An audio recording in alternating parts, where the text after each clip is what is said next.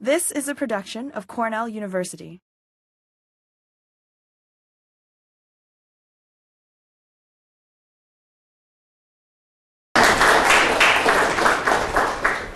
Thank you, Victor, and thank you so much for inviting me to Cornell. I've never been here, somewhat surprisingly, and I didn't realize exactly how beautiful it was here, so I really enjoyed walking around here, and I gather from what I hear that I came on the right day. Had I come 2 days earlier, it might not have been that way. By neoliberalism, I mean the movement in favor of the free market and against state intervention that we have been living through for the last 30 years, perhaps 40 years. We saw this movement in the United States flare up under Ronald Reagan most prominently, but then we saw it again under George W. Bush. We have seen it most recently in the Tea Party. To some extent, we have seen this kind of movement, this suspicion of the state, growing suspicion of the state, all over the world. On the other hand, there are also some indications for thinking that this distrust of the state might be going away. For example, half of the American public today holds a negative image of the Tea Party. And Republicans have lost 5 of the last 6 popular votes, the popular vote in 5 of the last 6 elections. So in this talk, I want to consider whether this movement that was really transformative, that really changed the nature of the contract between state and citizen at mid-century, whether this movement has run its course and whether we are seeing its end now. To ask that, to ask is neoliberalism over, we have to ask why it began and why it persists. And to do that, I'm going to begin with a case study of the case that I know best, which is of taxation in the US. Although in the Q&A we can talk a little more broadly about whether this applies to other domains in the US and even to other countries. So why it began and why it persists. Taxes, I would argue, are a really an excellent site from which to examine this question. Because if you look at some other ways in which we might define neoliberalism, neoliberalism looks much less successful. For example, if you think of it just in terms of trying to reduce the size of government, the size of government has not actually gone down since the beginning of the neoliberal movement. For example, in 1980, government spending as a percent of GDP was 21.7%. Today it's 22.8%. So it has not gone up, but it also has not, we haven't really seen a reduction in the size of the state as one would expect from the rhetoric. People talk sometimes about deregulation. Deregulation is definitely a part of it, which we will talk about later. But in a lot of ways, deregulation has had mixed success. For example, if you think about environmental deregulation, a lot of the things that Ronald Reagan did in his administration have been undone by later administrations or have been unwound by action at the state level. There's a lot of action on environmental policy at the state level, for example. So for these various reasons, I argue that taxes are the best site to examine what is happening to neoliberalism. I said a moment ago that if you just look at how much the state spends, the state hasn't actually gone down. But if you look at how much the state collects, the tax revenue of the state, it's gone from 19% of GDP in 1980 to 15.8% today, which is almost a 1/5 reduction. So there's been a substantial reduction in taxes, even though there hasn't been a substantial reduction in the size of the state.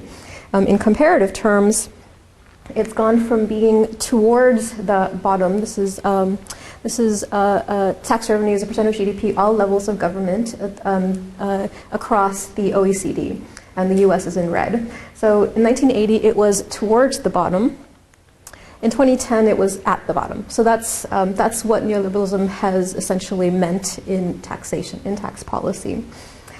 I would also argue that unlike some other aspects where we have seen neoliberal success, for example, welfare reform or trade policy, unlike these aspects, tax policy affects everything the state can do by affecting state capacity itself. So for all of these reasons, I am particularly interested in examining tax policy. So we're going to look at why neoliberalism began, why it persisted, especially in tax policy. So to do that, we are going to examine the ERTA, the Economic Recovery Tax Act of 1981. This was the big tax cut that started it all. This is still the biggest tax cut in American history. This was the tax cut in 1981 under Ronald Reagan. It was the tax cut that in many ways transformed the Republican Party If you look at the history of Republicans in the 1960s, the 1970s, tax cutting is not their thing. They are not the party of tax cuts. They are the party of balanced budgets. They are fiscal hawks. Many people talk about Barry Goldwater as a precursor of Ronald Reagan, but Barry Goldwater was not in favor of cutting taxes. In fact, he was against Kennedy's tax cuts. It's really only at this moment with the ERTA that the Republican Party switches its position on this issue and henceforward becomes the party of tax cuts. That becomes the central element of Republican domestic economic policy. So these tax cuts, the ERTA taught Republicans that tax cuts could be popular even if they led to deficits, and it also taught Republicans, and it taught everyone, that tax cuts could be financed by foreign capital, which was not clear at the time. So for all of these reasons, we have to understand the ERTA to understand the politics of tax cuts. And in this talk, I'm going to try to convince you about three things about the tax cut. First, I'm going to try to convince you that business interests were not behind the tax cut. From David Harvey, who argues that neoliberalism was an attempt to reestablish ruling class power, to Jacob Hacker and Paul Pearson, to Kimberly Phillips Fine, to Lawrence Lessig, who says that business power is, quote, the thing that feeds the other ills and the thing that we must kill first. This explanation of business interests has become very popular. It's become the orthodox explanation of neoliberalism. I'm going to try to argue that that's empirically unconvincing. Second, I'm going to try to show that the reason for the tax cuts was Republican belief in the popularity of tax cuts across the electorate and even among the working class. And third, I'm going to argue that Reagan was actually, in some ways, imitating Europe when he offered this policy. That despite appearances, neoliberalism in some domains is an instance of convergence across the advanced industrial democracies. And then I'm going to use that discussion to try to explain this discussion of where it began and why it persists, to try to explain whether it's over. So that's a lot to try to convince you of, so I'm going to jump in. This talk is based on several of my books and articles over the years, and it's also based on some recently released archival material from the Reagan Library. This is the Reagan Library. It's kind of a city up on a city on a hill up in Simi Valley. When I was writing my first book, which has a section on the Reagan tax cuts, I went down to the Reagan Library. This was in the early 2000s. I went down to the Reagan Library because all of the material was, in theory, accessible. It had been 20 years, and so you could access this material. I was told that in practice, to get access to this material, I would have to submit Freedom of Information Act requests, FOIA requests. So I did this. I just submitted these hundreds of Freedom of Information Act requests. And I was told that the processing time for a FOIA request was 6 to 8 years. So I couldn't use them for my first book. I had to go back and earn tenure, so I couldn't wait 6 to 8 years. But now those 6 to 8 years have passed, and all of this material is actually coming to light. So this is literally material that no other scholar has seen on one of the most important policies of the last 40 years. So I think it's very exciting. So this talk is based on that material. It's also based on some recently released archives from the Library of Congress, the Hoover Institution, the National Archives, the Ford and Carter Presidential Libraries, and from a large collection of newspaper articles. So, okay, first of all, why it wasn't business power. Now, the power of business in democracy is, of course, a perennial concern. It's been a concern in political sociology for many decades. Recently, you also see it becoming a very popular concern in mainstream media. It's hard to even open a magazine these days or a newspaper without seeing someone arguing, is business too powerful? In political sociology, there is a fascinating decades-long debate on this issue, and which I won't completely go into, but I will just mention that in terms of the Reagan tax cut, there are two pieces of political sociology scholarship that have anchored the business power argument. One is this lovely article by Patrick Acard called Corporate Mobilization and Political Power, which essentially argues that business groups lobbied for the ERTA, and a specific business lobby called the Carlton Group wrote key provisions of the ERTA. And the other piece that gets quoted a lot is by Dan Clausen, Alan Neustadel, and Mark Weller, this really fascinating book called Dollars and Votes, which makes the general argument that you can't think of campaign contributions as a quid pro quo. It's not that a lobbyist is just giving money and getting a specific policy in return for that. They argue that you have to think of it as a gift economy, in which there is this vague but generalized sense of obligation between the two sides. A really interesting book. And they make the more specific argument that in 1980, ideological political action committees gave much more money to Republicans than to Democrats. So these are the two pieces of scholarship that you see being cited again and again in the research on this, and in those books that I showed you before, David Harvey, Packer, and Pearson, etc. You will notice that if you drill down into how they're making their argument, they're essentially making it by referring to these two pieces. So these are the central, what has become the orthodox argument on this. Now, the things that these two pieces of these two sets of scholars argue are correct, but they don't actually explain the rise of the ERTA. And to explain why, I have to get just a tiny bit technical. The main thing that you need to remember from this part that I'm going to go into is that the ERTA was split into two parts. One part that business supported and one part that business opposed. So there was what was called Kemp-Roth after the politicians who came up with it, which was simply a 10% across-the-board reduction in individual income tax rates for 3 successive years. Hence, it was called 10-10-10. Although the actual compromise ended up being 5-10-10, but it's still, you'll see it in the quotes referred to as 10-10-10. This is what people are referring to when they talk about supply-side economics. This part was opposed by business groups. The part that was supported by business groups was what was called the accelerated cost recovery system. The details are not important. The main thing that you need to know is that this was about writing off business costs. So this is something that was very directly was beneficial to business, and they had been behind this since the 1970s, and had been pushing for this since the 70s. You'll sometimes see it referred to as 10-5-3 because those are the time that it takes to write off various categories of business items. So this part was supported by business groups. Okay, so one part that's opposed, one part that's supported. So business was definitely in favor of ACRS, but to give you a sense of what they were saying about Kemp-Roth, here is what Irving Shapiro, who's one of the who was a head of the Business Roundtable, says about it. He says, Kemp-Roth is political rhetoric. Neither Kemp nor Roth are economists or students of the economy. They're politicians, and they arrived at a formula that had a ring to it, and it played politically, and they milked it. But it ought to be discarded now. You can't really commit the country to 30% tax cuts for individuals and believe that the Laffer curve is going to save you.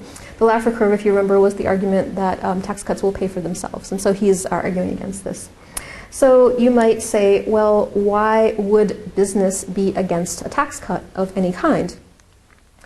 This is what the presidents of 6 business associations wrote to Reagan.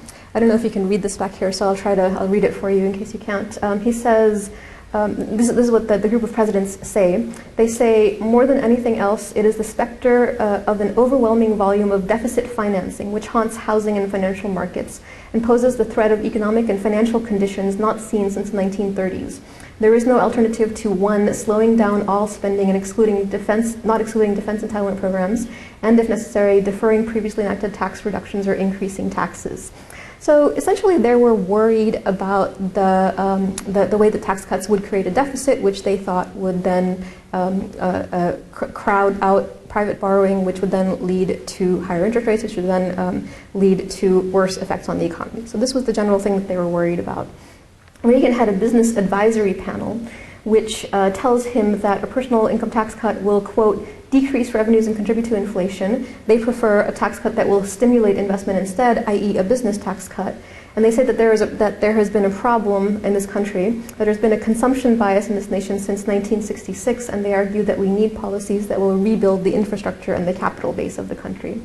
Just to give you a few more quotes, Jack Kemp says in a newspaper article, Reagan's appeal is not to the Fortune 500, it never was. He's a populist, that's where I think he should go. We got no support on Kemp Roth originally from the National Association of Manufacturers and the Business Roundtable because they felt a zero-sum trade-off would occur between individual income tax cuts and business tax cuts. That's why they're against the individual income tax cuts. Another example, a leading spokesman for American business described a tax-cutting proposal backed by President-elect Ronald Reagan during the campaign as inflationary. Alexander Trowbridge, president of the National Association of Manufacturers, said he thought the Reagan-supported Kemp-Roth bill would have to be modified because in its present form it provided too much of a stimulus to private consumption. One observer of these events wrote, "Big business wants to cut spending first, except subsidies to business taxes next, and personal taxes last, if at all. Its leaders have frequently warned that Kemp-Roth would be irresponsible or inflationary." A couple of years after the tax cut was passed, we see Elizabeth Dole, who's doing outreach to business groups, says, "Business feels the tax cut will not provide the needed purchasing stimulus, and by increasing the deficit will slow the reduction in interest rates. The Business Roundtable, NAM, realtors, home builders, and forest products industry are among the leaders in opposition to tax cut acceleration. The Chamber of Commerce is modestly in favor, while the National Federation of Independent Business is a bit more bullish. The American Farm Bureau Federation supports tax cuts in theory, but do not feel this acceleration will help reduce interest rates, which is their current #1 priority." The Chamber of Commerce and the NFIB, by the way, are more composed of small businesses, and small business people often file their taxes as individuals. So 10-10-10 would actually have helped them, which explains why they are a little bit more in favor. But even at this late date, business is essentially split. It is not, you cannot say that there's a unified business interest in this.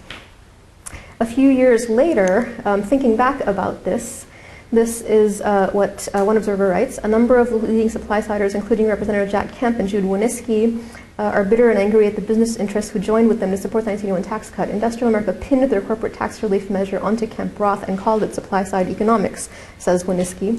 He maintains that because the Kemp-Roth individual tax cuts were reduced and delayed to make room for the business agenda, the supply-side program never had a fair chance to work. So this is just a set of examples of what business was thinking. So what you see in these quotes is that you see a picture of a coalition that came together that had different interests. So business had this interest, and the Reagan team had this interest in pushing 10-10-10. They came together. Reagan essentially bought business support by promising them ACRS, and then they came together for this. And then after the tax cut passed, the deficit skyrocketed. It turns out that you couldn't, in fact, cut taxes and increase defense spending and balance the budget at the same time. So when that happened, Reagan panicked. And this is what you're seeing here. This is why the coalition is splintering and why everybody is blaming each other. And then an interesting thing happens. So now we have the tax cut has passed, the deficit has skyrocketed. What Reagan does next is he scales back the tax cut, but he never scales back 10-10-10, that part that business opposed. Instead, he scales back ACRS, the part that business supported. So instead of getting the 20% tax cut that business had been promised, that's the gray bar here. This is what they would have gotten had ACRS remained as it was in 1981. They instead got a 10% reduction, or about 11% reduction in their effective tax rate. So far from seeing this as a case of business interests pushing Reagan to do something, you could argue that this is a case of Reagan betraying business. That is, there was a policy that Reagan wanted. To get business to support it, he gave business something that business wanted. As soon as the policy got in place, he scaled back what business wanted. And he left in place the thing that business had never wanted. This is certainly how business interests saw it at the time. So for example, one observer writes, "Mr. Reagan has tailored a compromise that to all appearances favors a populist brand of supply-side economics, the sweeping 3-year individual tax cut that the public knows as 10-10-10, over the businessman's version, the more narrowly focused, greatly liberalized tax depreciation plan that business knows as 10-5-3. The new plan essentially stands by Mr. Reagan's sweeping 3-year tax cuts and then pays for that stance with concessions on business taxes. The abrupt and unexpected concession left business's Washington spokesman sputtering." Now, Reagan did eventually calm down these business interests. And by business interests, I'm referring to the organizations that I have shown here, the National Association of Manufacturers, the Chamber of Commerce, etc. So Reagan calmed business interests down by reminding them that they did get an 11% tax cut out of it, even after the scaling back. And that's not nothing. That is, in fact, quite something. But the key point that I want to make here is that if you look at the revenue loss from these two different parts of the Reagan tax cut, it's much greater for the part that business opposed. So the part in blue here is the revenue loss produced by 10-10-10, that individual income tax cut that business had not wanted. And the part in red here, the 21.29%, that's the revenue loss produced by the tax cut for business, the ACRS. So there is certainly a loss in revenue caused by this tax cut for business. And it's certainly the case that business interests had mobilized for this tax cut and gotten that. I don't want to replace this one-sided focus on business interests with a focus that says business doesn't matter or can't get anything. In fact, business knew what it wanted, could articulate those preferences, could fight for those preferences. In fact, if you look at the history of corporate tax revenue in the US, you see this is essentially business tax rates have been going down throughout the 60s and 70s from a high in the late 60s. Then they climb up a little bit again during the Reagan and the Clinton years, and then they go down again around the Bush years and then kind of stay at this lower level. So clearly this is a picture of tax cut decline for, tax decline for business. Nevertheless, even if you look at just this part for business, it looks, the picture gets a little more complicated if you look comparatively. So this is corporate tax revenue as percent of GDP across the OECD, and the US is this in these red blocks here. So this is the same picture that you just saw. As you see, it falls in the 70s and 80s and then climbs up a little bit again, and then again under George W. Bush bounces around a little bit. So if you look at this picture, things look a little bit more complicated, because one of the things that's going on, one of the reasons the tax cut is falling, is that it's so high to begin with up here. One of the things I talk about in the book that just came out, The Land of Too Much, is why exactly it was so high in mid-century. So we're starting at a corporate tax revenue, tax revenues that are higher, that are almost the highest among the OECD. This is falling, and then falls to about middle of the pack, and that's where we are until George Bush. And then we start to become among the lowest of all of the advanced industrial countries. So this is basically a picture of neoliberalism as driven by business interests. They did get higher, they did get lower corporate taxes. It was partly because the taxes were so high to begin with in the 1960s. But starting with George W. Bush, we've gotten to the bottom of the pack. Nevertheless, I would argue that this is not the whole story. So what we just saw was explaining this part of the decline in revenue. Right, the part that that business had wanted, the part that business got. Nevertheless, there's still a question, and there's still a mystery. Right? How do we explain this much larger part of the revenue loss? If business had to be talked into it, if business was not the source for the individual income tax cuts that formed nearly 2/3 of the revenue loss, where did those individual income tax cuts come from? So that's what I'm going to try to explain. Now, in the larger project from which this talk comes, I consider in more detail many other arguments that have been given for this tax cut. For example, the Laffer curve argument, which got a lot of attention back when this was first passing, which is the argument that the tax cut passed because people thought it would pay for itself. I don't think that's very convincing. Or the argument that economists pushed this. I don't think that's very convincing either. Or that it was a deliberate attempt to create a deficit. I'm not going to talk about those things right now, although we can come back to them in the Q&A. Right now, in the interest of time, I want to skip ahead to what I think did cause it.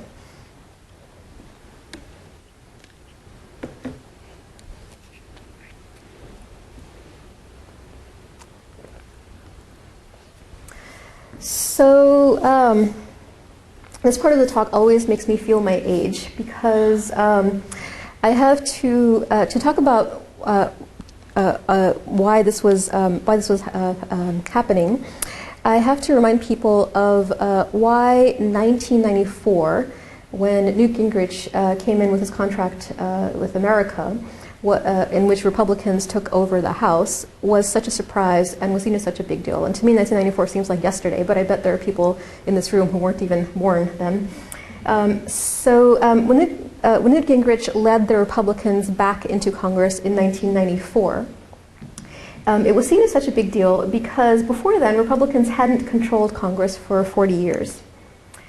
So in this graph, Democratic control of the House is up top, and it's in blue.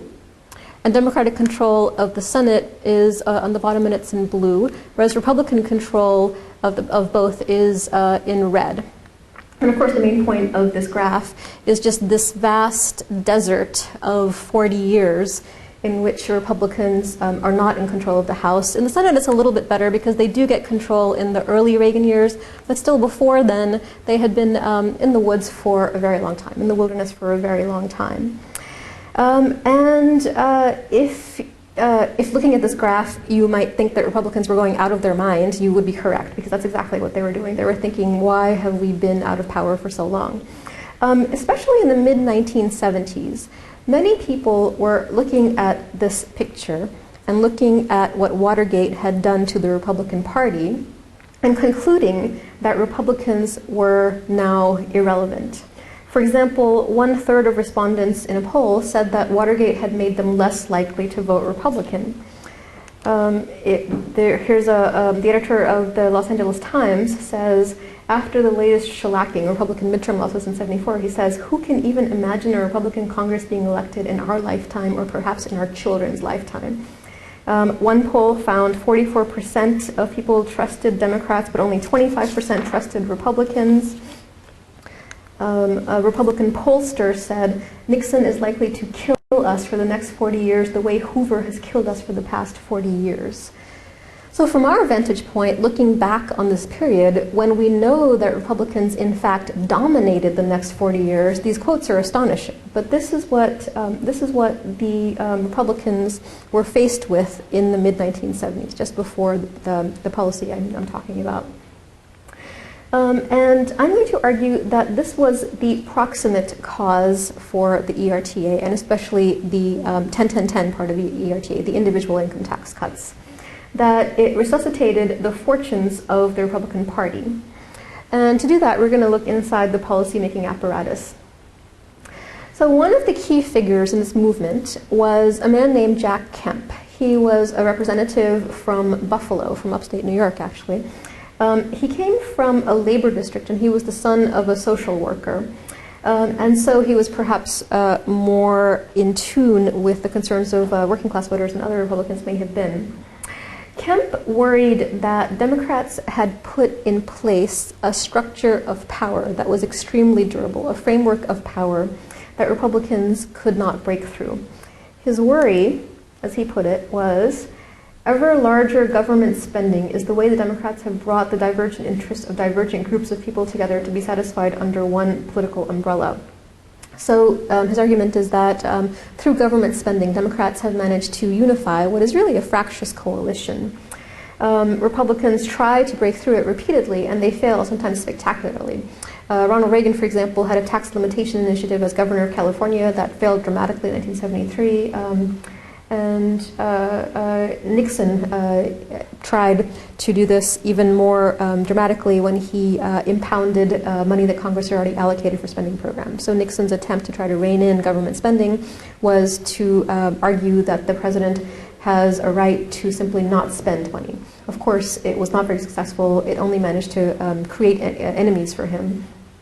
So Kemp worried that Republicans were being held hostage to this framework of power based on government spending. And so he pioneered a different approach, which was to focus on what citizens would gain in lower taxes. He says, let the Democrats be the party of deficit spending. We are the party of lower taxes. Let the Democrats be the party of quick fixes and more government jobs. We are the party of private enterprise jobs. Let the Democrats be the party of inflation. We are the party of a sound dollar. This should be the program of the Republican Party. It's positive, consistent with our philosophy, and economically sound.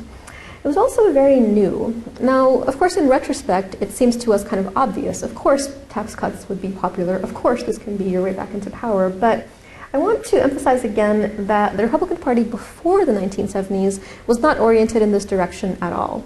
The 1970s was, 1970s Republicans were not a fan of cutting taxes at all. They were fans of budget balance. So what Kemp is suggesting is a very new approach, a very untested approach.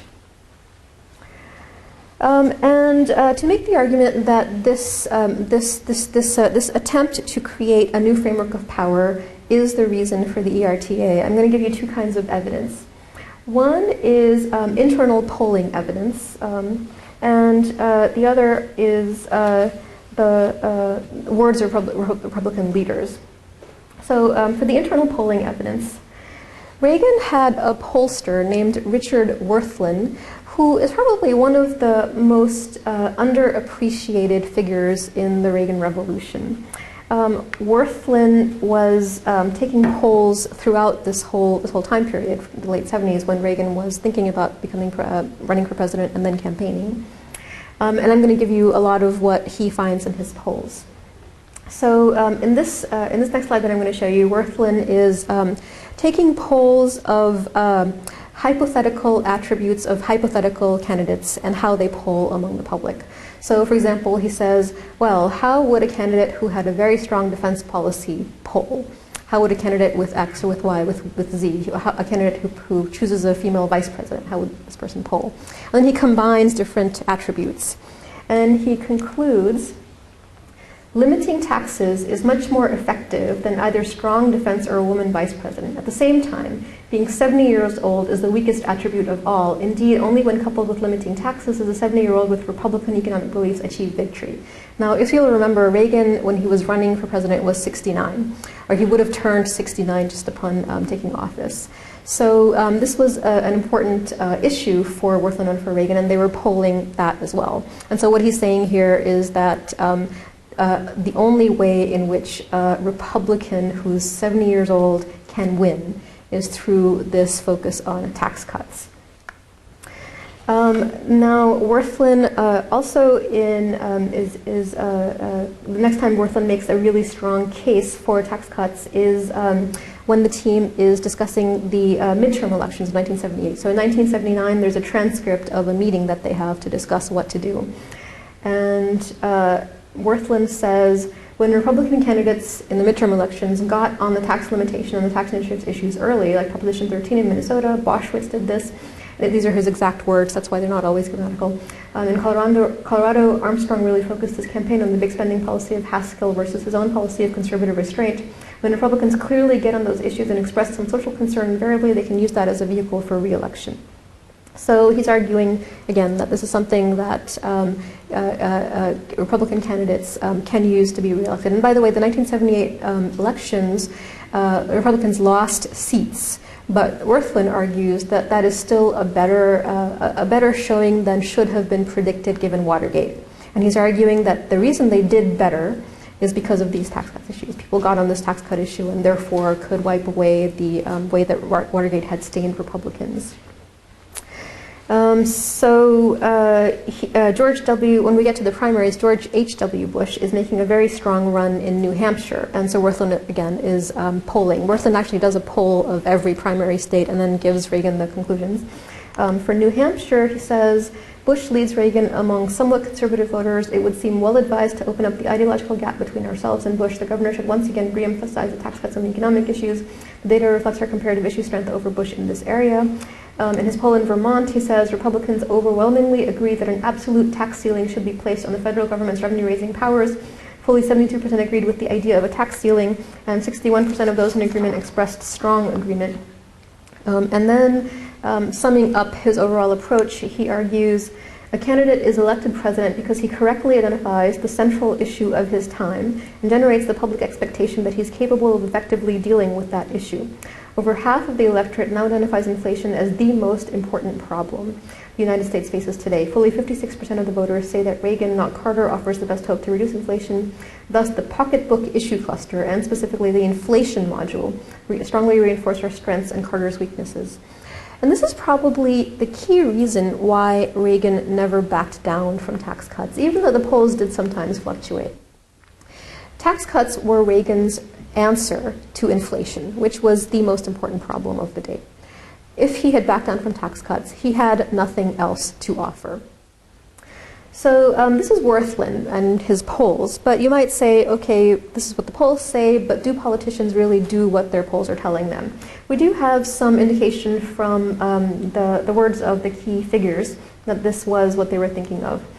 So this is Charlie Black, one of the key members of the a key Republican activist, who says to Jack Kemp, "You have indeed produced the issue in which this party can win some elections. I know that Bill Brock, the chairman of the Republican National Committee, agrees with me that we must continually hammer home the Republican Party's support for permanent tax reductions. The party unity demonstrated in the Senate on the Javits-Danforth tax cut amendment was particularly encouraging to me." And Bill Brock, the chairman of the RNC himself, says, "I do believe that this bill, Kemp-Roth, reflecting as it does the common desire of people in both parties and across virtually all ideologies for control of government expenditure and reduced taxes, is a magnificent opportunity area for the Republican Party. So you will have whatever support we can give you, and we appreciate that interest and enthusiasm. Let me say again how personally grateful I am for this work, how excited I am about its potential for contributing to successes in 1980, and how deeply I believe those successes are forthcoming if we keep our eye on the ball and commit ourselves to undertaking these programs." William Roth of Kemp-Roth fame says, "I think we have an issue today that's gluing the party together from California to Maine, from Florida to Washington. It's something that we can all get behind and work together on. All you have to do is go back to your constituency. You can go to blue-collar workers. You can go into businesses, go talk to housewives, colleges. They're all enthusiastic about it. I've had candidates, I think this is the real proof of it, call me and say, not only are we for it, but when we talk about the Roth-Kemp bill, they stand up and applaud." Jack Kemp says, "It touches a responsive chord in the hearts and minds of the young, the minorities, blue-collar workers, people who heretofore have not been in the Republican Party. It can truly broaden the base by again restoring hope and opportunity to this country. This is the national theme that can put the Republican Party in control of the Congress in 1979. We could actually capture the Congress in 1979 on this issue. Look at how excited they are about actually capturing Congress after 40 years. This excitement made it to Reagan himself, who says, "The Democrats are handing us Republicans the best issue we've had in a long time. It's one on which a majority of working Americans will agree with us. The issue is taxes." And he says, "No wonder Republicans are beginning to feel good about their party. We have an issue that unites us as a party and links us to the self-interest of the hard-pressed American taxpayer. That sounds like a winning platform for any Republican candidate come November." So to recap, it's not business interests.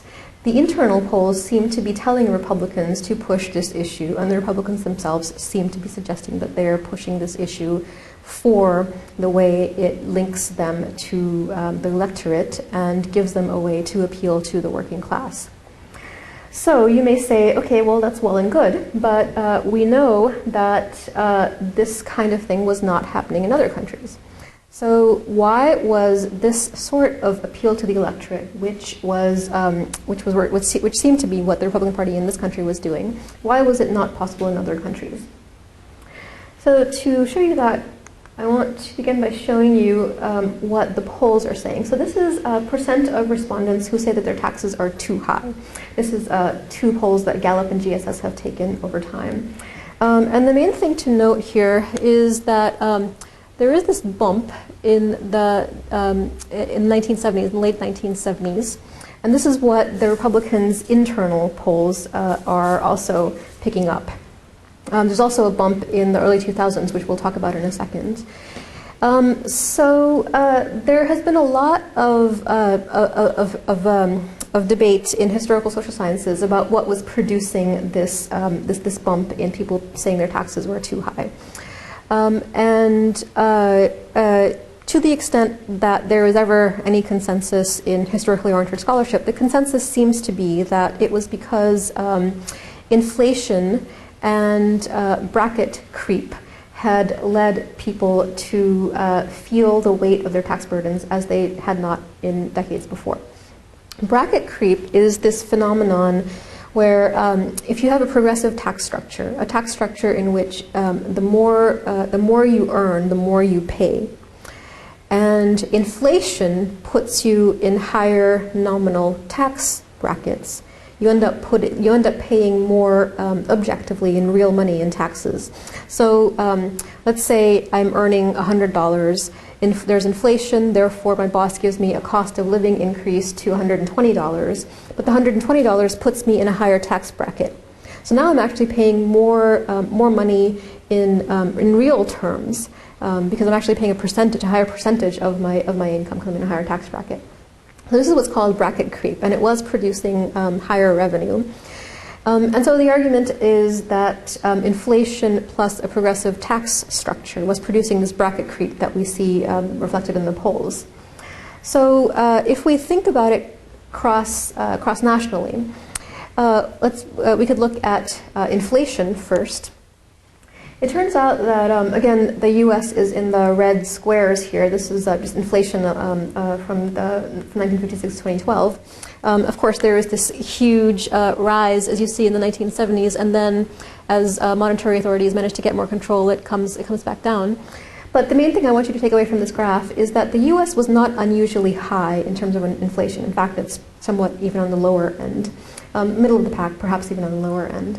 So if it's not inflation that's so different, I argued in my first book that the big difference is the tax structure. So we discussed a second ago how inflation plus a progressive tax structure produces bracket creep. It turns out that we actually have a more progressive tax structure in the U.S. than many European countries do. So, for example, this is income, profit, and capital gains taxes as a percent of total tax revenue in the OECD now. So this is not about the level of revenue collection, it's about the form of revenue collection. How much of the revenue we collect is in this direct progressive form of taxation. And it turns out that we are among the highest. Only Denmark, New Zealand, and Australia collect more in this form of tax revenue. We are also the highest in terms of property taxes. Property tax as a percent of total tax revenue is the highest in the U.S. Sometimes we trade off with the U.K. So this is also another progressive, direct, and very visible tax. On the other hand, we are among the lowest in terms of the taxes on goods and services as a percent of total tax revenue that we collect in the OECD. We're among the bottom. We're in fact the only country that doesn't have a national sales tax. Japan was the second to last. It just passed one in the early 2000s. So we collect our tax revenue in this very progressive form. And in my first book, I argued that this form of revenue collection is the reason for tax opposition. And I made that argument drawing on three sets of scholars who have argued for various pieces of this. One is Harold Walensky, who used to teach at Berkeley, who has argued that taxes like income taxes and property taxes, the ones where we are up top, are what he calls painfully visible taxes. That is, for these taxes, you literally write a check that you send to the government. So you have a very tangible knowledge of exactly how much you are paying to the government. You don't really have any knowledge of what you're getting for it. On the other hand, taxes on goods and services, Walensky argues, are much less visible. So he argues that this is because these taxes are collected in very small increments over a very long period of time and very frequently. So people don't have a global sense of exactly how much of their income is going in sales taxes. So he made this, Walensky actually first made this argument in the 1970s. In my first book, I traced how the actual incidence of neoliberalism perfectly matches Walensky's prediction. We were talking about whether it's possible to predict in social science. Harold Walensky actually predicted neoliberalism in the 1970s.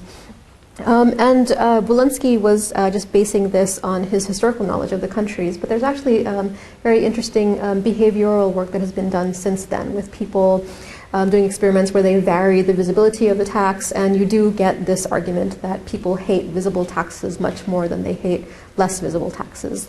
So there's this argument for the visibility of the tax leading to political opposition. There's also an argument from economists, and here I'm thinking specifically of Peter Lindert in a book called Growing Public, who has collected a lot of other studies from economists who argue that progressive taxes are less economically efficient. So the argument here is that if you tax consumption, as the European countries do, then people will save more. And if people save more, this is better for the economy in general. To summarize very crudely a complicated debate, this is the basic argument that if you tax consumption, it distorts the economy less. So there's this argument coming from economists as well. And then, of course, there is this argument that I was just telling you about bracket creep, that there is a lot less bracket creep if you have a more regressive tax structure than if you have this very visible progressive tax structure. So for all these reasons, I argued in the first book that this is why we saw neoliberalism be much more stronger in the US and in the UK. And also in countries such as, you remember Denmark, New Zealand, Australia were the ones that collected more income in profits, capital gains taxes than us. They also, all of them, saw very strong neoliberal movements. In some ways, in Denmark and New Zealand, they were even stronger than ours. Whereas countries like Sweden, France, and Germany, which have a much lower level of direct taxation, saw much less neoliberalism. I tried to trace out historically how this correlation worked on the ground. So this was the argument of the first book, and then of course the next question is: so if the U.S. has this odd pattern of tax collection in which we collect so much more in income and property taxes than in national sales tax, why is that the case?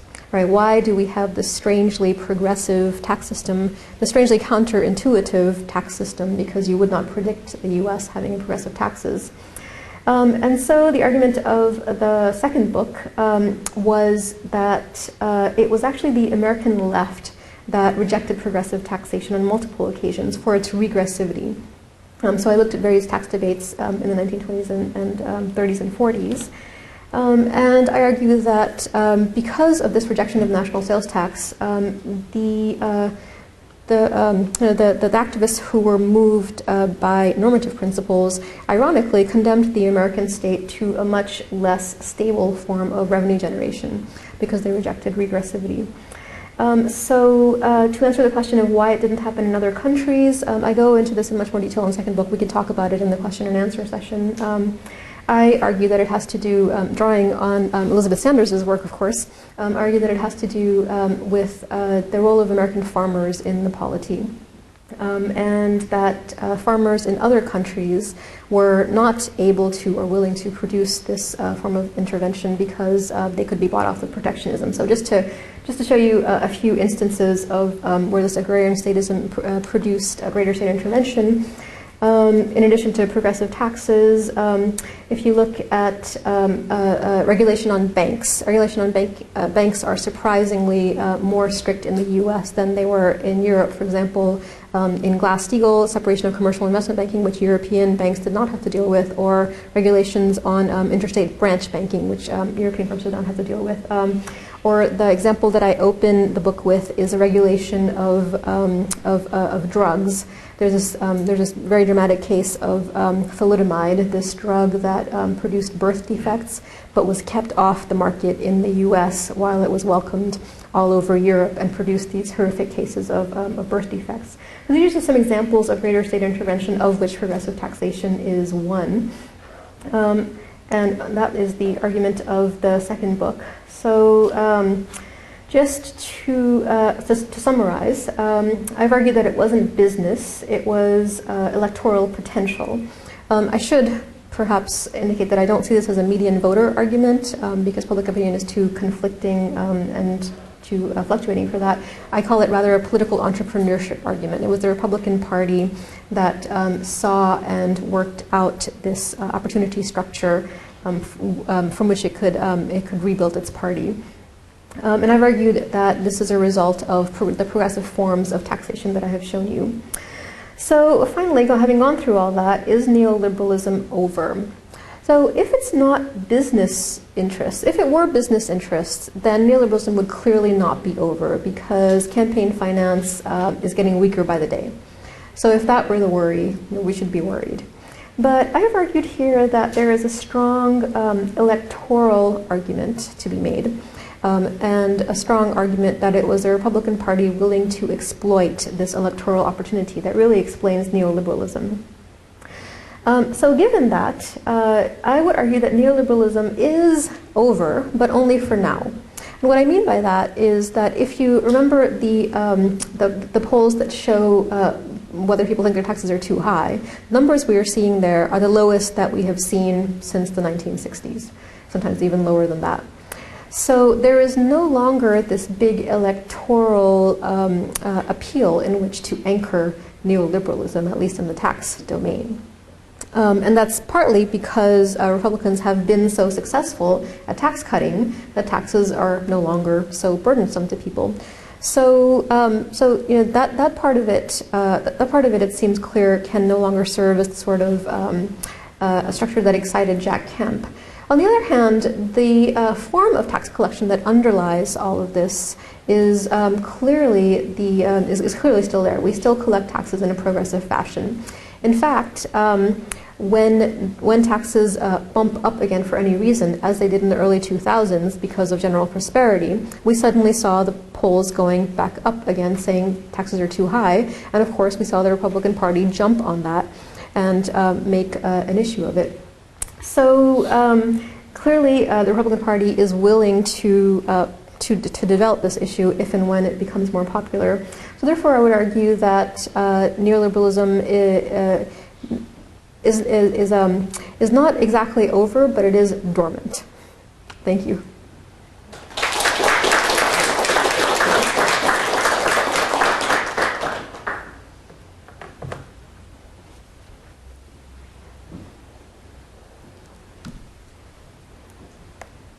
I'm wondering about the complacency of the Democratic Party doing all of this. When the Republicans are doing the polling and finding that taxes to be a hot issue, are the Democrats just playing pinochle or something, or what are they doing? Yeah, I mean the Democrats. Part of this, part of my argument is that the Republicans move this way because they have to. Or they have to do something, right? The Democrats, have a little bit more luxury in that they've been in power forever. They don't have to. So there isn't this whole, of course there are individual Democratic politicians, there's Jimmy Carter himself struggling to kind of try to figure out where to go, but you don't see this whole party-wide policy search that you get in the Republican Party. The other question is the viability, or how, and you sort of signaled this a little bit, that viability of a system that cuts taxes but doesn't cut spending, and whether you think that's a uniquely American opportunity. Yeah. Yeah, definitely. In fact, when I gave this talk at one place, someone argued that there hasn't actually been neoliberalism at all. It's just been a change in who pays for the state. Instead of us paying, it's the future that's going to pay, and one way or another, either through lower economic growth or through eventually later taxes. Yeah, I do think this is a uniquely American phenomenon because of the role of because of the willingness of foreign investors to finance the American deficit. That doesn't really seem to be the case for any other country in the world. So in a way, this is it's something that neoliberals back in the 1930s worried about. They thought that any democracy that gets this chance to spend without actually paying for it will take that chance. And that, in a way, is really the story of not the story of the ERTA, because we didn't know then that people were willing to finance this deficit, but it is the story of what's happened after the ERTA. You had your hand up? Oh, yeah, thanks. I was just wondering why businesses were so adamant that cutting taxes would not actually increase spending. What was the economic reason behind their logic there? That cutting taxes will not increase spending, or? Increase, like, public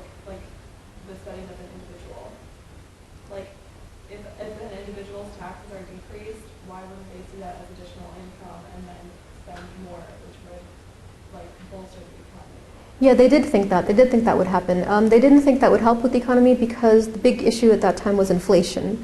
So if you put more money in people's pockets, people are going out and trying to spend more, which actually worsens inflation. So that was the worry. So you're saying that neoliberalism is kind of dormant now, but it seems like what's been happening with that, or not happening with nationalized healthcare in the U.S.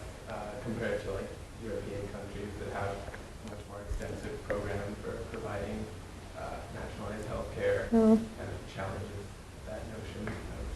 Well, I do think that neoliberalism is dormant, but I don't think that means we're suddenly going to become Europe. I think that the only thing I mean by that is that the era of tax cutting seems to be at least at a temporary halt. Yeah, I mean, in a way, we're clearly not Europe on the issue of healthcare, but even as far as we have gotten in healthcare policy is not something that you would ever have predicted, in the 1980s when we were at the height of neoliberalism. It's not something that you would have predicted in the early 2000s even, that we would suddenly have this massive healthcare policy. So even that, I think, is a suggestion that perhaps the winds of neoliberalism are at least dying down temporarily. Mabel? Yeah, this is a fascinating talk and a lot of generates a lot of thinking and questions. But let me try to narrow down on two things that struck me. I'll laugh. I cannot only remember 1994, but I can remember 1981. And it is certainly true that there was this mania about inflation that people were talking about all the time, fear of inflation, et cetera. And it's also true that an entrepreneurial, creative politician would indeed take it to the advice of pollsters and pick up on that particular issue. But there was another issue that I wonder if you thought of or if it figures in your analysis. And that is that it seems to me that 1981 tax break, it didn't only cut taxes in general, it also eliminated a lot of tax deductions that were actually favorable to the sort of normal working person. For example, it eliminated the tax deduction for credit card consumer debt, and it left the mortgage taxes. That was the only one of the few that was left in place. It eliminated, I was thinking about this at the time, it eliminated the tax deduction for student loans, so that if you, even if you took a low interest loan when you graduated, you could actually use that. They made student loans consumer debt. To credit cards, obviously consumer debt. They got rid of income averaging. There were a whole bunch of things that so-called ordinary people could use, and they were all on the consumption end.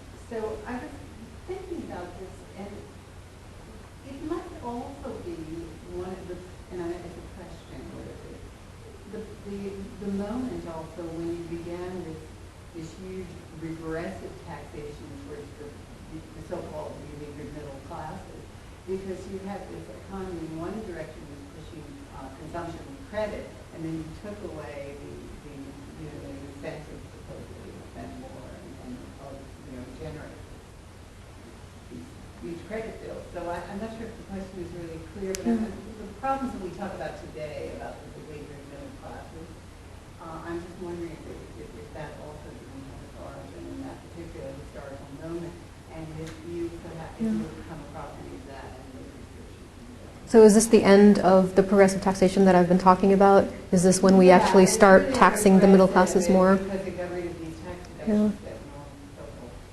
normal.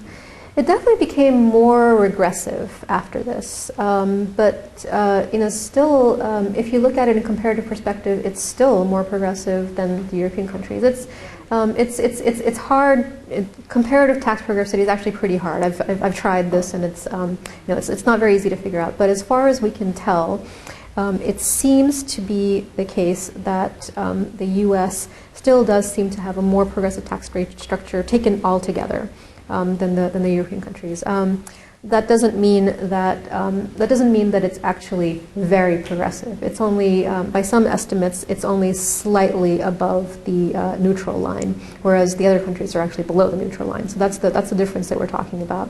So yeah, I do think that this moment that we're talking about does lead to less progressive taxes. That's the whole, that's Reagan's whole point.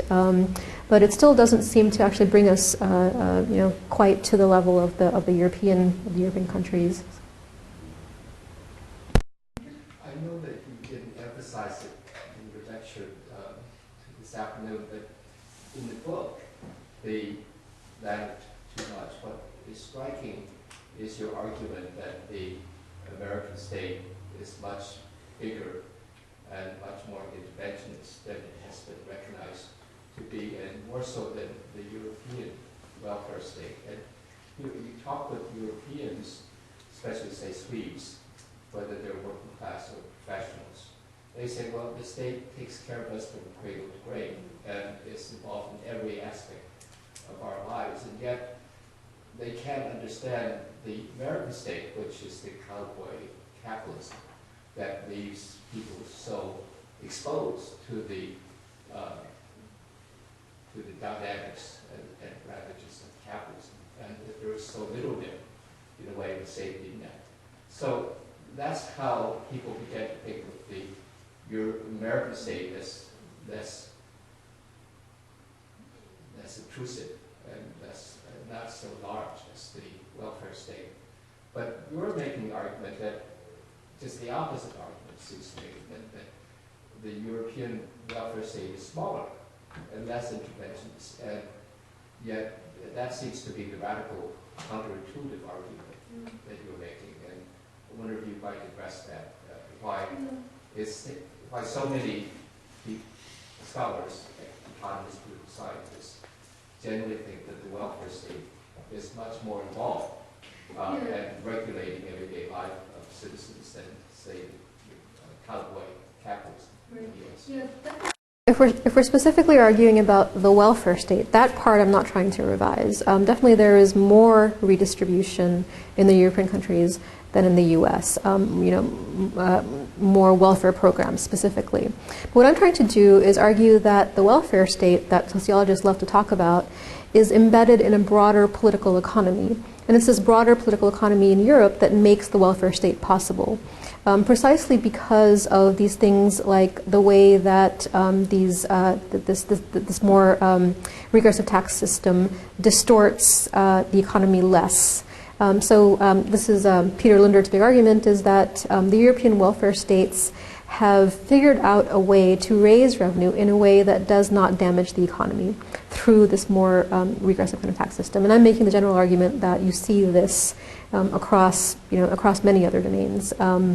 In the book, as you mentioned, I argue that the European countries can often be thought of as producerist, whereas more oriented towards production, where we are more oriented towards consumption for these long and complicated historical reasons that I address in the book.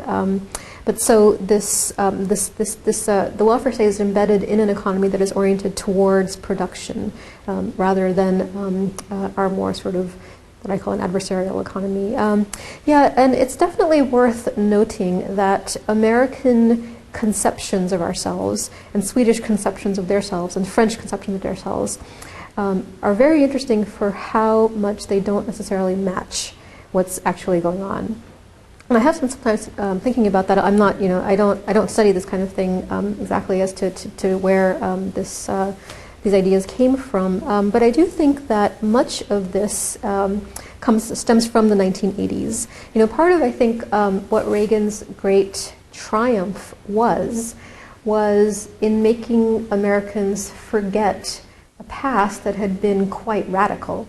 Reagan sort of redefined the United States as this country that had always been cowboy capitalism, that had always been free market, and it's completely doesn't match what the actual past of the country has been. So I think this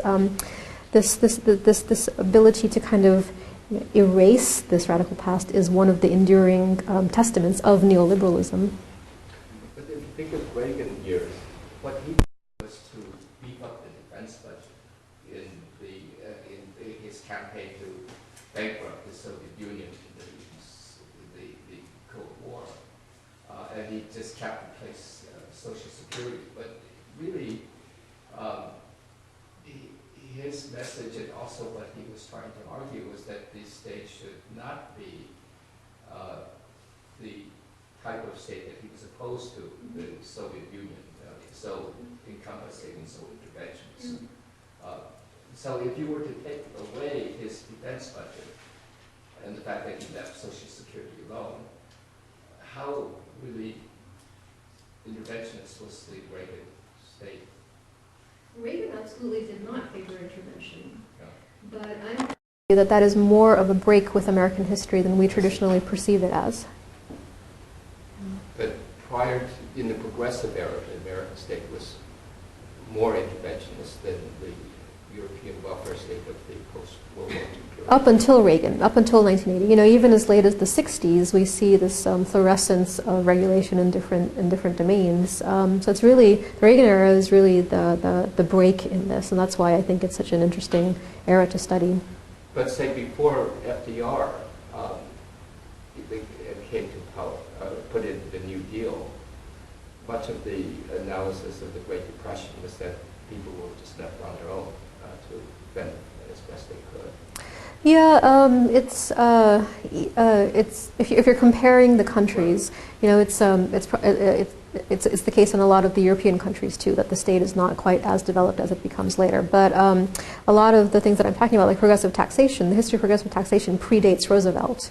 You know, and the kinds of rates that we were putting on millionaires is just if you've Thomas Piketty in his new book Capital talks about this, about how Americans were the ones who invented progressive taxation in the early part of the 20th century, you know, long before Roosevelt. So there is a tradition of this that even predates the crisis of the 30s.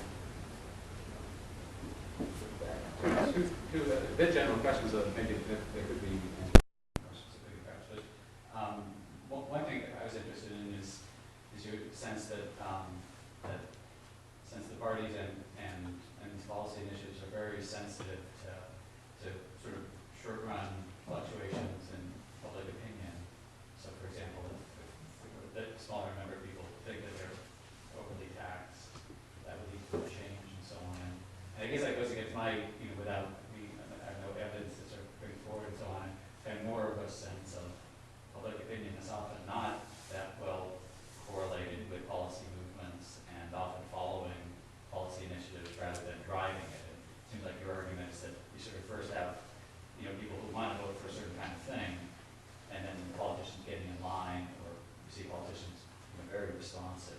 So I'm wondering about that. And the second thing, which is much more general question, is just in thinking about what one gains from the archival sources with a little bit more less public exchanges. And I'm curious about what's the difference in the kind of story that you get from archives or from less public exchanges versus from the more public pronouncements. So you were giving some things which maybe not everybody was hearing, and then a lot of things that were exactly devoted to and and it could be a kind of question of what one gets from the archives or how that works differently than Yeah, no, the main thing you get from the archives, this whole history of the polling that the Republican Party was doing, none of that is available in any of the media, you know, the newspapers on this. So, for example, you get a much, you just get a much deeper sense of what it's actually getting to the public. So I think, you know, I don't think you could have as much confidence in this argument if it just came from the public pronouncements, because people make pronouncements for all kinds of reasons, right? But you get to see what they're actually saying to each other and how they're actually trying to coordinate each other and how they're trying to convince each other. So that's what you get behind the scenes. And the other part of your question was, so I want to clarify that I don't see this as a median voter sort of argument where public opinion does something and then politicians follow, right? by referring to political entrepreneurship, I do mean to say that there is something there in public opinion, but of course there are lots of things that, you know, could be popular or that the public might be interested in, and politicians choose the ones that they think are going to give them most organizational leverage. So that's what I mean by this political entrepreneurship kind of argument. That's why I see the politician as the key actor in this. You know, and the polls actually start to fluctuate. So this is what the polls are saying in the late 70s. Suddenly in 1980, in fact, right when Reagan is about to launch his campaign, the polls start to become not so clear. It's not really clear why that's happening, but that's what the polls start saying. But Reagan can't back down anymore. He's committed to this. You know, if he backs down, he's going to be a flip-flopper. He's not going to have anything else to offer. So I see these organizational motivations as more central to than the public. And people had their hands up back here. Go ahead. Mm-hmm. Thanks very much for the topic. I mean, coming from Southern Europe, I wish neoliberalism were fading from the Eurozone the way it seems to be fading here. And I wouldn't like to curb the discussion in a different way, but I mean, you spoke of neoliberalism various times as defining it as distrust of the state, if I'm correct. Now, I mean, this might resonate, and once again, coming from Europe, this might resonate well with, say, old liberalism, but not with something that I would consider quintessentially neoliberal, that is German ordoliberalism, that is at the root of the formation of the architecture of the Eurozone, and also, I would say, the Eurozone crisis. And there is little distrust of the state, or no distrust of the state whatsoever there.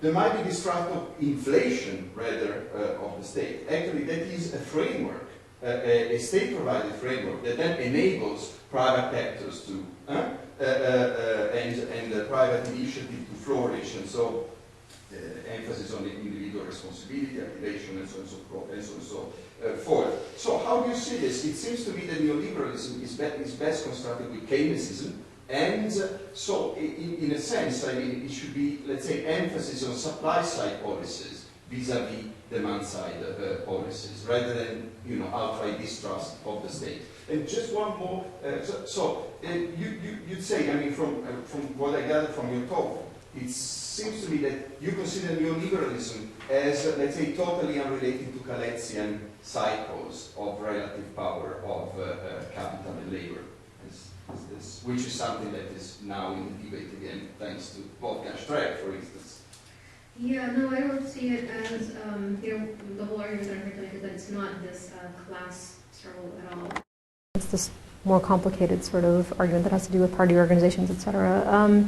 In terms of distrust of state, yeah, this is definitely a very American or Anglo-Saxon definition of neoliberalism, and it's originating because I do see these movements as having happened in the U.S. and Britain, and not so much in France and Germany. And this is one of the in the first book I go into this prehistory of neoliberalism to point out precisely that in terms of the intellectual underpinnings of a more,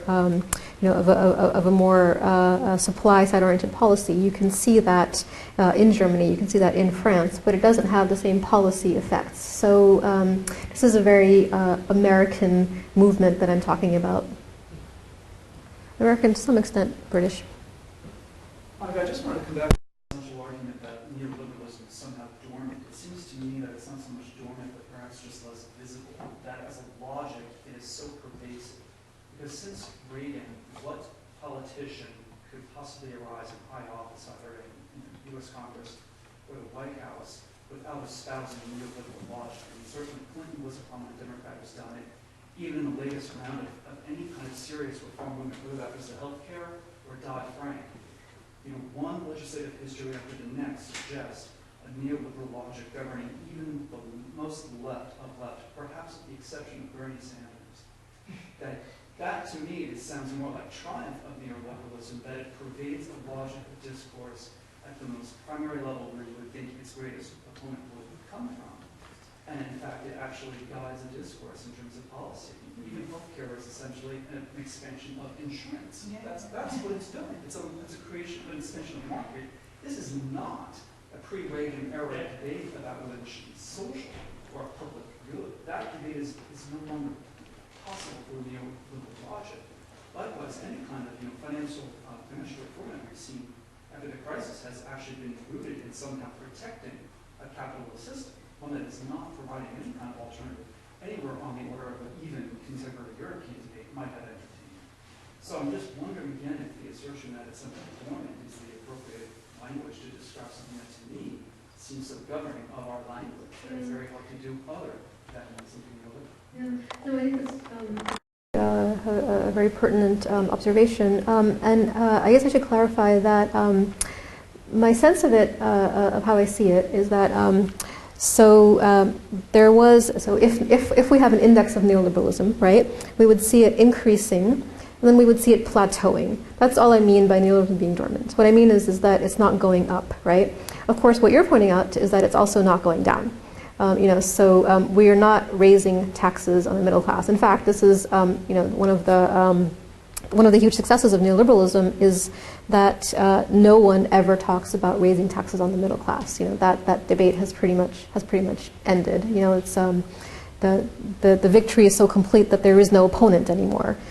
So that's what I mean by neoliberalism sort of having created this new reality that is now our new reality, but I don't see it as leading to any further massive reductions in taxes.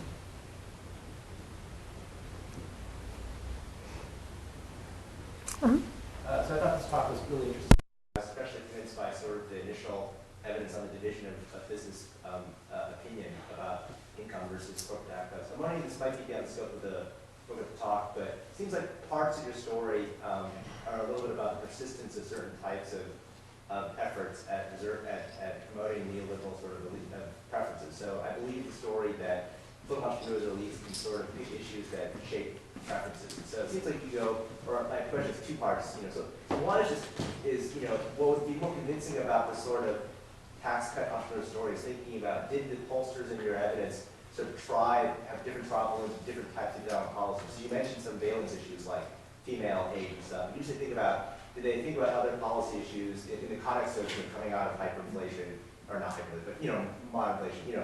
So it was sort of accidental. The tax cuts kind of came as opposed to other ones, or that. The other question to think about, and that's sort of about origins of elite framings. The other way, the question your talk provokes is thinking about, what, I know you don't want an electoral story, but it seems like an element of the Bush tax cuts was sort of people mistakenly believe that the tax cuts would benefit them, which might correlate why the Democrats, voted for them. So there seems to be, in a way, this is helpful for this story because it sort of says, look, the same story that makes place in '81 kind of carries through 20 years later. On the other hand, it does seem to play an electoral story, which you kind of want to avoid. It seems to me it's hard to avoid in the sense that, this doesn't work unless Democrats support it, and Democrats don't support it unless there's sort of either some bargain or some voters mistakenly believing that the tax cuts are okay. So. Yeah, another reason I don't support the story is that the polls fluctuate so much. As I was just mentioning about the Reagan tax cuts, but also in the Bush tax cuts. I read this dissertation recently. I did this really nice job of showing that definitely people supported the Bush tax cut if you just said, "Do you want a big tax cut?" But if you gave them any sort of other option, like would you prefer a big tax cut, or would you prefer a smaller tax cut, a moderate tax cut, and preserving Social Security and Medicare? They chose the second. So the polls show that there was strong support for the Bush tax cut if you framed it as this specific question of tax cut or no tax cut, right? But then it gets a lot more nuanced about that. And the reason I think that the role of politicians is crucial is that this is what George W. Bush did. He framed it as a big tax cut versus no tax cut, right? So he imposed this preference on the voters that was not that resonated with what they believe. It was not exactly what they believe. So that's why I think it's the politicians that are the real key part of this here, not just what the polls show. That's a really good question about other issues that the Republicans were looking at. The other issues that I have seen in terms of what they thought could have brought them back into power, they saw in some cases interest in the abortion issue. So they mentioned that a few times. What I have seen is that they didn't really discuss this very deeply. So I can only give you my sense of what I know from having read all these discussions. But abortion is not something that would have united their base with this working class that they were attempting to reach out to. That's the beauty of the tax cut issue, right? So the Republican base likes it because they just like cutting taxes. And then working class Democrats, even some, like this issue because they think that they deserve a tax cut too.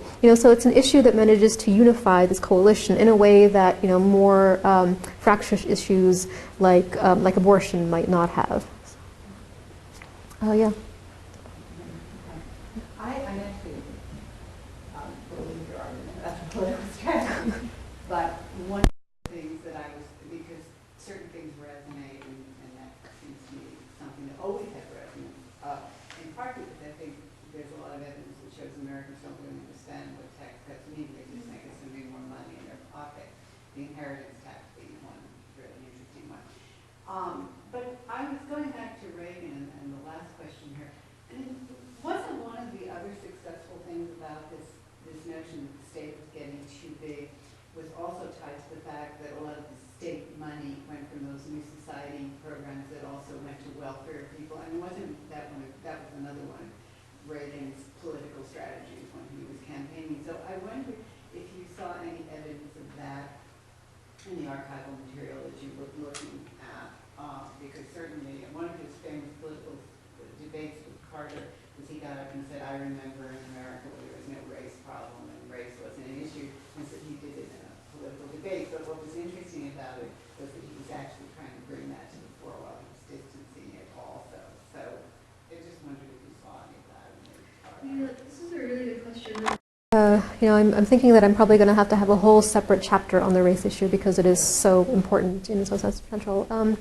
The reasons why I don't think race can really explain this issue is, one, because at this time in the mid-70s, everyone was making subtle or not so subtle racist arguments. All politicians were doing this across the spectrum, even non-neoliberal politicians. So of course Richard Nixon was completely not neoliberal at all. He was thinking of wage and price control policies, but of course Nixon was making these race-baiting arguments.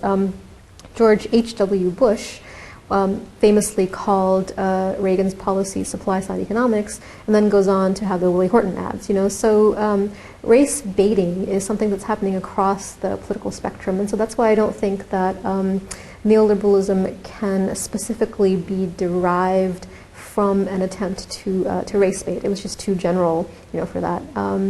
I also don't think that race is really what's driving this, because if race were the key issue, you would see this coming from the South, for example. There's a historian named Matthew Lasseter who has a really terrific book on this argument.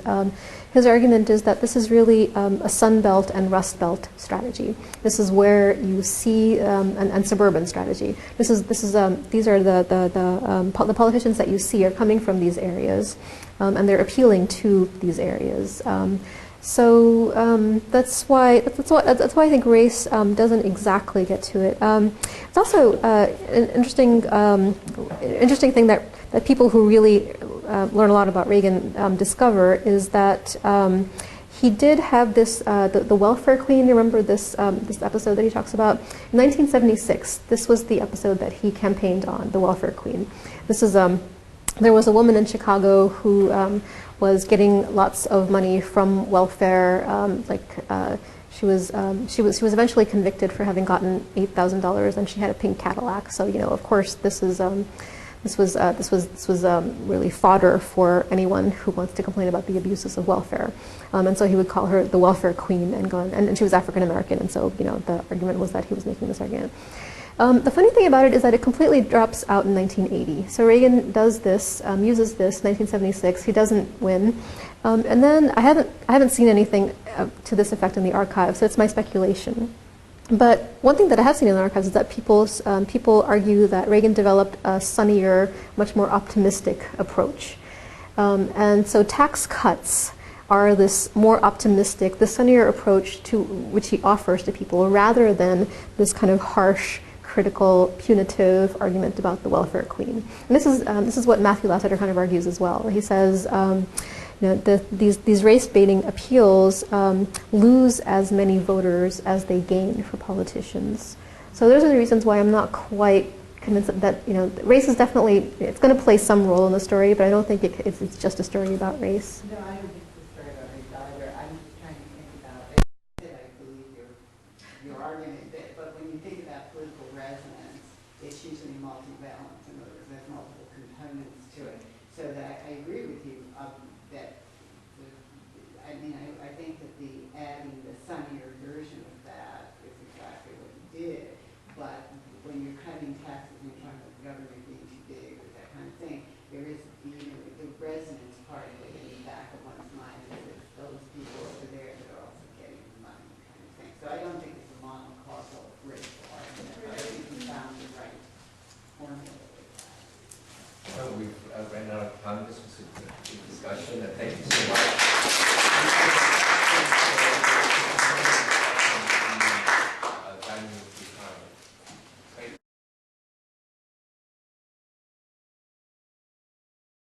This has been a production of Cornell University, on the web at cornell.edu.